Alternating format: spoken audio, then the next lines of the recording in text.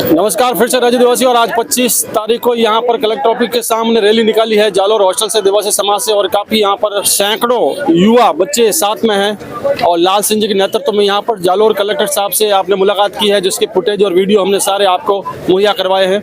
अंदर क्या क्या बात हुई है, 1 महीने के लिए टाइम लिया गया है, तो लाल सिंह जी इस बारे में आपको और बताएंगे क्या क्या बात है हुई सर। धन्यवाद राजीव। आज हमने अपने हॉस्टल से पूरी रैली निकाली, हमारे सारे युवा साथी और बाकी लोग सब लोग यहाँ पे आए, जोरदार रैली निकली। तो सबसे पहले तो मैं अपने युवा साथियों को, हमारे जो स्टूडेंट्स को और हमारे जितने भी युवा हैं सबको धन्यवाद देना चाहता हूँ। नंबर 2, अभी हमने जाके पूरा कलेक्टर से बात किया। शुरू में कलेक्टर साहब एक टिपिकल रिप्लाई दे रहे थे कि हम देखेंगे, हम भेज देंगे, लेकिन हम लोग उस पर माने नहीं। हमने बोला स्पेसिफिक रिप्लाई लेके जाएंगे।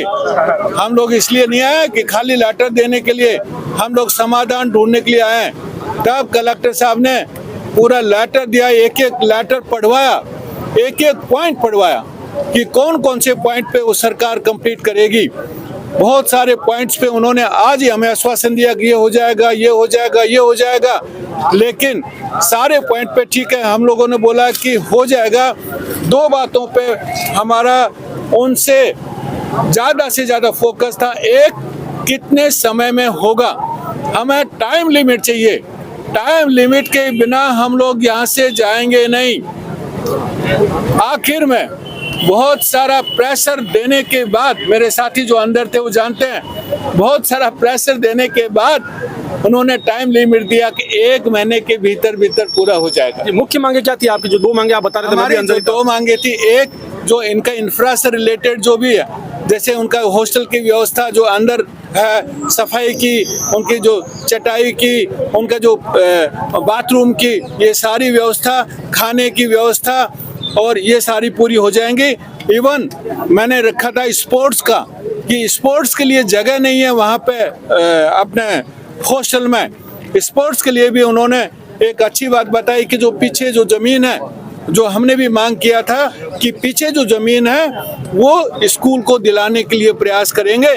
इसलिए स्पोर्ट्स का अपना एक बहुत बड़ा आज का अचीवमेंट भी रहा। बिल्कुल, वो एसडीएम को भौतिक सत्यापन के लिए कलेक्टर साहब आप लोगों को बता रहे थे, और मेन मुख्य मांग आप बार बार कह रहे थे, बार बार टीचर्स को हटाने की। एक प्रिंसिपल हटना चाहिए, दूसरा वो टीचर हटना चाहिए जो हमारे समाज का नाम लेकर के हमारे बच्चों को अपमानित करता है। हमारे समाज एक पवित्र समाज है और हमारे समाज का अपमान किसी भी ताकत पे सहन नहीं करेंगे। इसलिए क्लियर कट बताया, प्रिंसिपल जाना चाहिए और वो टीचर जाने चाहिए। यदि ये 2 आदमी यहाँ से नहीं गए, 1 महीने के बाद हरियाली स्कूल के सामने मंत्री का पुतला जलाएंगे। यदि हमें ये 2 डिमांड पूरी नहीं करती है सरकार, ये 2 डिमांड हमें किसी भी हालत में चाहिए। उन्होंने बोला कि मेरी पावर में नहीं आता है, वो दूसरे डिपार्टमेंट में आता है। हमने कहा पावर में नहीं आता, कोई बात नहीं, आप रिकमेंड कीजिए। रिकमेंड तो कर सकते हैं। इसलिए ये 2 आदमी हमें उसी स्कूल में नहीं चाहिए, और सारे टीचर चाहिए। जो भी वैकेंसी है पूरे टीचर आने चाहिए, ताकि हमारे बच्चों की पढ़ाई खराब ना हो। बिल्कुल, हमारे साथ में कपूर जी है जो आंदोलन को गति दे रहे हैं और महाराष्ट्र से आए हैं। बताना चाहूंगा, जैसे ही कलेक्टर साहब प्रदीप जी को सारे मुद्दे बताए गए तो उन्होंने बार बार ये कहा कि टीचर्स को हटाना मेरे सेहत अधिकारी में नहीं है, लेकिन आपने कहा आप रिपोर्ट तो भेजिए आगे। तो उन्होंने कहा अगर रिपोर्ट हम जांच करवा रहे हैं, अगर जांच में सही पाया गया तो ही हम कुछ कर सकते हैं। लेकिन जांच में आप बार बार कह रहे थे कि जांच में यहाँ पर लीपापोती की जा रही है, यहाँ पर जो एमएलए भी बाद में वहाँ पर आते हैं, और कुछ ऐसे तथ्य भी आप उजागर कर रहे हैं जो कलेक्टर साहब सुन करके दंग रह गए। बच्चों से पता नहीं कैसे कैसे काम करवाए जा रहे हैं। क्या क्या बातें हुई सर? बहुत कुछ बातें हुई कि विद्यार्थियों के साथ में कुछ गलत चीज़ें भी मंगवा रहे हैं। जो नशीली चीज़ें मंगवाते हैं तो उससे बच्चों पर क्या प्रभाव पड़ेगा। तो मैंने कलेक्टर महोदय से कहा कि ऐसे ऐसे काम वहाँ हो रहे हैं, आप पूरी जांच करना। और 2019 से पहले का उस हरियाली आवासीय विद्यालय का रिकॉर्ड कितना अच्छा है और 19 के बाद में कितना बिगड़ गया है, उसका स्तर कितना नीचे गिर गया है, उस पर आप पूरी जांच करवाना, ताकि हकीकत से आप जानकार हो जाएंगे। हम मुंह से बोलने से कुछ नहीं होगा। पहले के खेल कूद शिक्षा के मामले में हरियाली अव्वल नंबर पे था और अब दिन प्रतिदिन पिछड़ता जा रहा है। तो जांच कराए और उसको बचाने का प्रयास करें।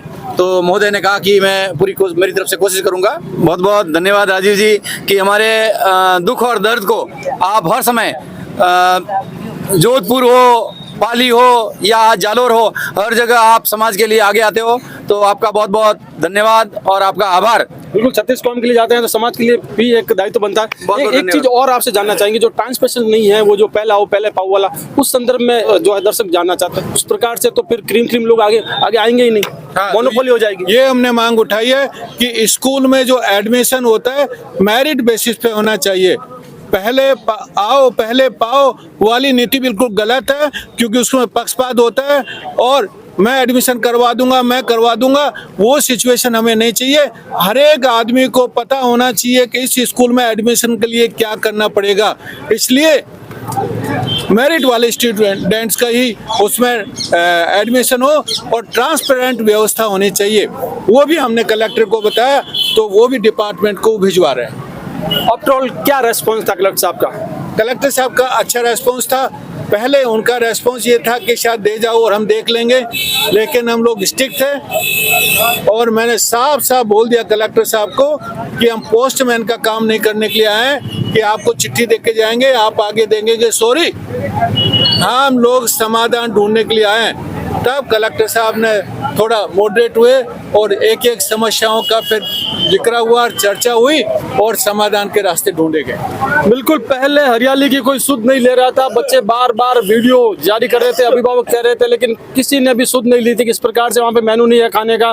कई प्रकार की बातें आई थी, लेकिन जैसे ही लाल सिंह जी वहाँ पर आते हैं, देखते हैं, टाइम देते हैं और पूरी सरकार वहाँ पर खुद गई है, कलेक्टर साहब गए हैं, कल मंत्री महोदय से भी आपकी अविनाश जी गहलोत से भी बात हुई है, कलेक्टर साहब से मिल रहे हैं और के एमएलए को भी वहाँ पर जाना पड़ा है, एसडीएम वहाँ पर जाकर के आए हैं। इन सारी चीज़ों को लेकर के और कुछ बताएंगे। ओम सिंह जी जो क्रांतिकारी युवा क्रांतिकारी नेता है, आज हमारे बीच में यहाँ पर कलेक्टर ऑफिस के सामने यहाँ पर जोधपुर से आए हैं, क्या बताना चाहेंगे सर? और आपका तो गला रुक जाता है जब आप बार बार नारे लगाते हो, हर रैली में देखते हैं। ये बड़े भाई साहब लाल सिंह देवासी जी की जो काम करने की जो शैली है, उसके जनसलाब से हमें क्रांति आती है। भगत सिंह जिस तरीके चंद्रशेखर आजाद काम करते हैं, उसी तरह हम लाल सिंह जी बड़े भाई साहब के नेतृत्व में काम करेंगे। जो निष्क्रमणीय पशुपालक आवासीय विद्यालय में जो वहाँ पर कई प्रकार की बातें सामने आई है, तो आप उस समय क्या करेंगे जब जो मांगे मानी नहीं गई, आप क्या करेंगे? हमारे बड़े भाई साहब लाल सिंह देवासी जी ने ज्ञापन भी दिया, ज्ञापन के माध्यम से 1 महीने अवगत भी कराया, लेकिन उस पर कोई संज्ञान नहीं लिया। और बड़े भाई साहब ने इस तक धरने को, आंदोलन को संसद रूम से जालोर के अंदर कलेक्टर महोदय को ज्ञापन भी दिया। यदि कलेक्टर महोदय इस समय रहते मांगे नहीं मानेंगे तो बड़ा आंदोलन की करने की जरूरत पड़ी, बड़े आंदोलन भी करेंगे। जिस तरीके से प्रिंसिपल का रवैया है वो कतई बर्दाश्त नहीं किया जाएगा। युवाओं के साथ, हमारे समाज के भाइयों के साथ ये गलत शब्द का प्रयोग करके मजाक बना दिया उस व्यक्ति ने।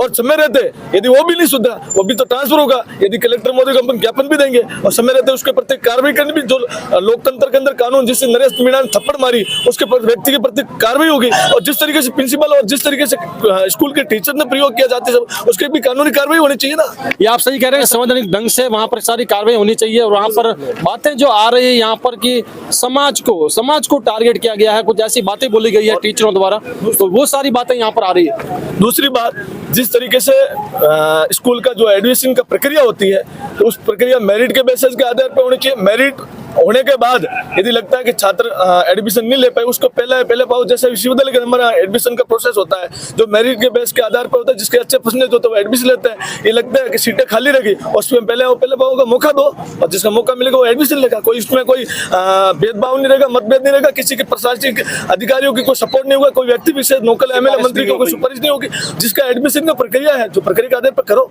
और मैं कहना चाहूंगा बड़े भाई साहब ने जिस तरीके से आंदोलन करने का जो संकल्प लिया है, समाज के अंदर चेतना जगाने का काम किया, जहां अंधेरे में जो दिए जलते थे उनको जगाने का काम किया। और बड़े भाई साहब को मैं कहना चाहूंगा, जिस तरीके से आंदोलन की आपने रूपरेखा बनाई और समाज के अंदर क्रांति लाए, तो हमें जनसलाब आपको सलूट है। ऐसे मेरे बड़े भाई मिले हैं और आपके साथ हम मजबूती से कंधा मिलाकर आपके साथ मिलेंगे। आपको जब जरूरत पड़े, ये देवासी भाई को, छोटा भाई हूँ आपका, आपको याद करना, आपकी क्रांति में मैदान में डट के सामना करेंगे आपके। बिल्कुल, लाल सिंह जी हर आंदोलन किए जा रहे हैं, आप थकते नहीं है? एक आंदोलन के बाद दूसरा आंदोलन, फिर तीसरा आंदोलन, तो ये पहली बार देखा जा रहा है आंदोलन। लोग सोचते हैं हाँ एक आंदोलन तो हो गया, अब थोड़ा गैप आएगा, लेकिन अब आगे से आगे चलते जा रहे हैं।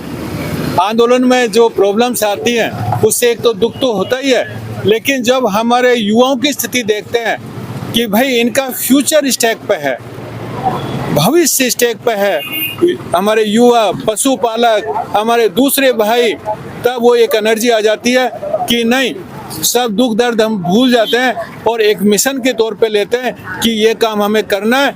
और हम लोग, राजीव, एक ही मैं बताना चाह रहा हूँ, मैंने कलेक्टर साहब को भी आपके सामने बोला कि हम कोई हंगामा खड़ा करना नहीं चाहते, हम कोई सरकार को नुकसान नहीं करना चाहते, हम अपनी समस्याओं का समाधान चाहते हैं।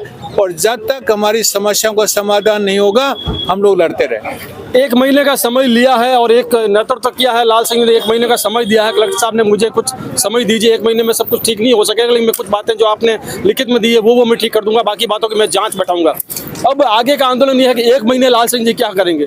हम जालोर अभी ऑफिस में थे तो सुबह सुबह इनके पास काफ़ी लोग आए, काफ़ी कॉल आए, इनके आगे से आगे और आंदोलनों का और काम हो गया। आपको बता दूं इस शहरों में कि रुकने वाले नहीं हैं और ऐसे ऐसे लोग आपके साथ में हैं। तो अब देखना ये होगा 1 महीने बाद क्या होता है, 1 महीने में क्या प्रोग्रेस होती है।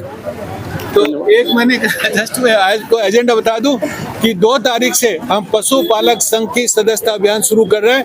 नागौर से हम लोग ये नागौर से शुरू करेंगे। 2 तारीख को पूरा संगठन मजबूत करेंगे, हर डिस्ट्रिक्ट में, हर गांव में जाएंगे और पूरे देश में संगठन को फैलाएंगे, ताकि आज जो हम लोग आंदोलन कर रहे हैं वो एक विशाल आंदोलन के रूप में हम उसको परिवर्तन कर सकें।